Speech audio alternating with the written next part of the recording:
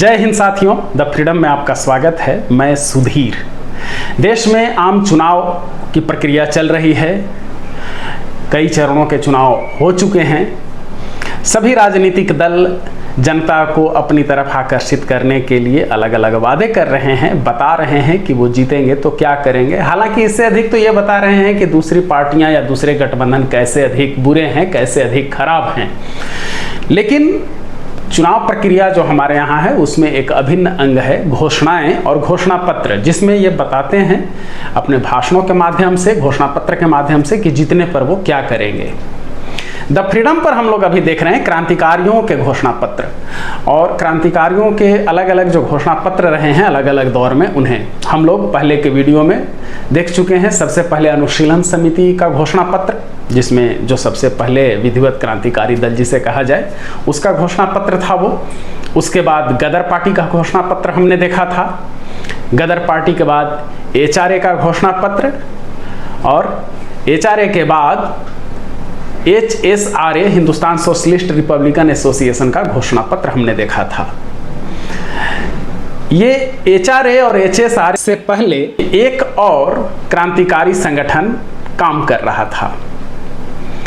उसने काम अधिक किया, हालांकि उस तरह से संगठन बहुत बड़ा नहीं बन सका, लेकिन उसका योगदान कम नहीं माना जा सकता।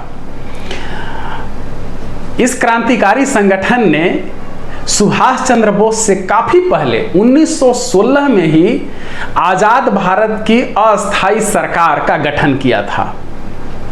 अफगानिस्तान में रह करके पहली बार भारत की या आजाद भारत की अस्थायी सरकार, उन्होंने भारत को आजाद घोषित कर दिया था और उसकी सरकार बनाई थी। इस सरकार में राजा महेंद्र प्रताप राष्ट्रपति बने थे और मौलाना बरकतुल्लाह इस सरकार के प्रधानमंत्री थे। याद रखिएगा, मौलाना बरकतुल्लाह हमारे स्वाधीनता संग्राम में बहुत ही महत्वपूर्ण नाम है। वो गदर पार्टी से भी जुड़े रहे हैं, फिर ये अस्थायी सरकार जो बनी इससे भी जुड़े रहे हैं, और वो निर्वासित रहे, विदेशों में ही रहे, भारत की आज़ादी के लिए हमेशा संघर्ष करते रहे। विदेश में ही उनकी मृत्यु हुई। कभी उन पर चर्चा विस्तार से हम लोग करेंगे, लेकिन हम लोग आते हैं कि इस अस्थायी सरकार का, जो आज़ाद भारत की पहली अस्थायी सरकार थी, जिसके राष्ट्रपति महेंद्र प्रताप और प्रधानमंत्री बरकतुल्लाह बने थे, इसके बारे में।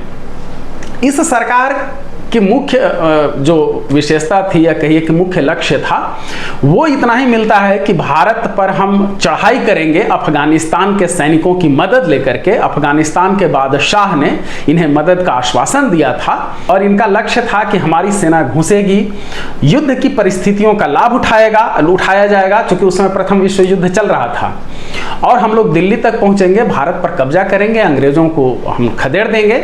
और फिर वहां यह भी साथ में बात हुई थी कि कांग्रेस को फिर ये सौंप दिया जाएगा, पूरी सत्ता सौंप दी जाएगी, और कांग्रेस को कहा जाएगा कि अब शासन के लिए वो विधान बनाए, संविधान का निर्माण करे। किस तरह से और कुछ चाहते थे वहां पर हमने काफी खोजबीन की, नहीं मिला। लेकिन जो इसके राष्ट्रपति थे, जिनका नाम था राजा महेंद्र प्रताप, तो राजा महेंद्र प्रताप ने और अपने अन्य दस्तावेजों में जो लिखा है उससे हम लोग अनुमान लगाने की कोशिश करेंगे कि इन लोगों की दृष्टि क्या थी, ये किस तरह से भारत का निर्माण करना चाहते थे, या अंतर्राष्ट्रीय सोच क्या थी। याद रखिए, दस्तावेजों में बहुत लंबी लंबी बातें हैं, काफी अधिक दस्तावेज हैं। हम लोग फोकस सिर्फ उस पर कर रहे हैं कि भारत को लेकर के, आजाद भारत को लेकर के क्या इन क्रांतिकारियों की सोच थी। तो राजा महेंद्र प्रताप को लेकर के भी हम उन्हीं बिंदुओं पर ध्यान देंगे कि ये क्या सोचते थे। इन्होंने एक विश्व संघ की कल्पना की थी कि पूरा विश्व एक राज्य की तरह होगा या एक देश की तरह होगा, और उसमें जो अलग अलग महादेश हैं वो जिला की तरह रहेंगे, और उसका पूरा इन्होंने खाका बनाया था। और पूरे देश में, पूरे विश्व में कैसे शांति रहे, सब लोग कैसे मिलजुल करके रहें, सभी धर्म के लोग कैसे मिलजुल करके रहें, ये इनका मुख्य रूप से उद्देश्य हुआ करता था।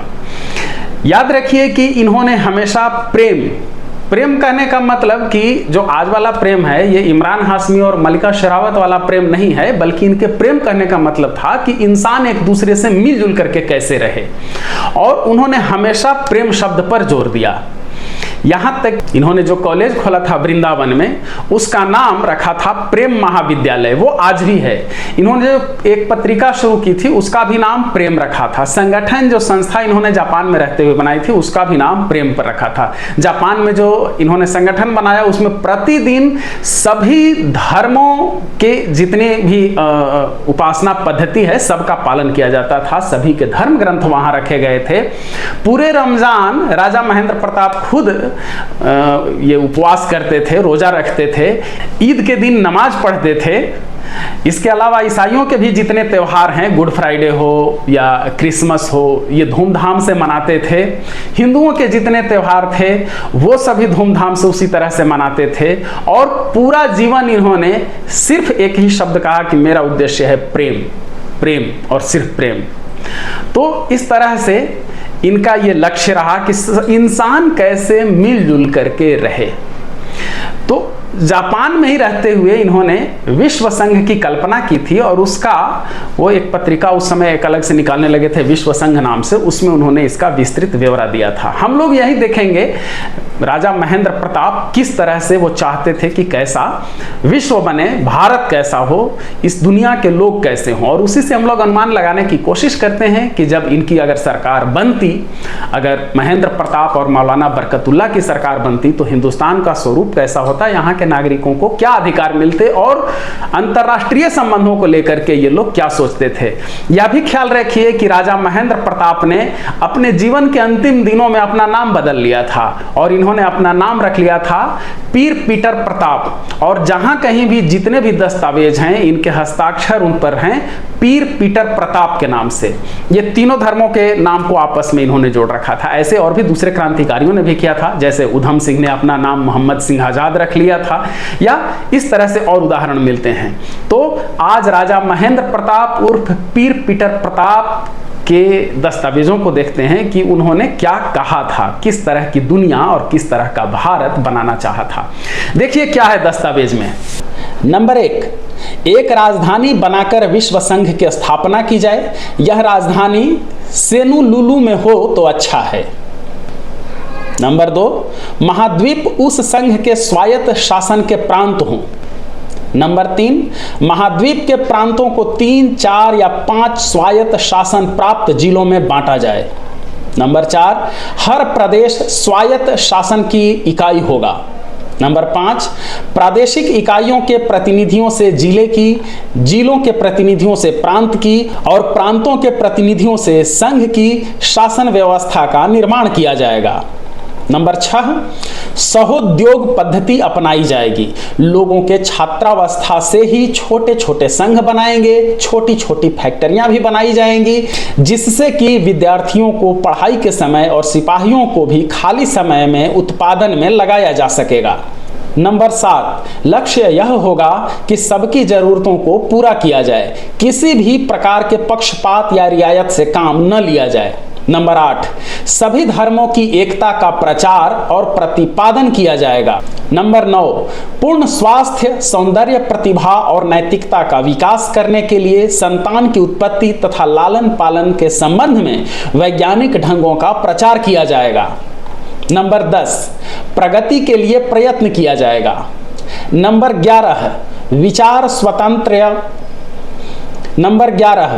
स्वातंत्र्य के लिए पूरी आजादी रहेगी। नंबर 12, अंतरजातीय एवं अंतरदेशीय विवाह संबंधों को प्रोत्साहन दिया जाएगा। नंबर 13, किंतु इस बारे में जोर जबरदस्ती से काम न लेकर हरेक को अपना साथी चुनने की स्वतंत्रता रहेगी। नंबर 14, अंधविश्वासों को डंडे से नहीं किंतु प्रचार से दूर किया जाएगा। नंबर 15, प्रत्येक को जीवन यापन की स्वतंत्रता रहेगी किंतु उसका दूसरों के सामाजिक जीवन पर बुरा असर नहीं पड़ना चाहिए। नंबर 16, छोटे छोटे संघों का निर्माण लोगों की स्वतंत्र इच्छा के आधार पर किया जाएगा। जो एक संघ में नहीं रहना चाहेंगे उनको दूसरे में रहने की आजादी रहेगी। नंबर 17, इन संघों के नेता वयोवृद्ध, सचरित्र, सच्चे और सहृदय लोग ही बनाए जाएंगे। धूर्त तथा षड्यंत्री लोगों को किसी भी काम में हस्तक्षेप नहीं करने दिया जाएगा। नंबर 18, स्त्री पुरुषों के समान अधिकार होंगे, माताओं का विशेष ध्यान रखा जाएगा। नंबर 19, संघों में सभी धर्मों के चिन्ह को स्थान दिया जाएगा और धर्मों के अनुसार पूजा पाठ और प्रार्थना हुआ करेगी। नंबर 20, समता, एकता और सरूपता मुख्य तत्व रहेंगे। ये देख रहे थे कि विश्व को किस तरह से विश्व के सभी इंसानों को एक दूसरे से जोड़ करके एक नया विश्व बनाना चाहते थे, एक नई दुनिया बनाना चाहते थे राजा महेंद्र प्रताप।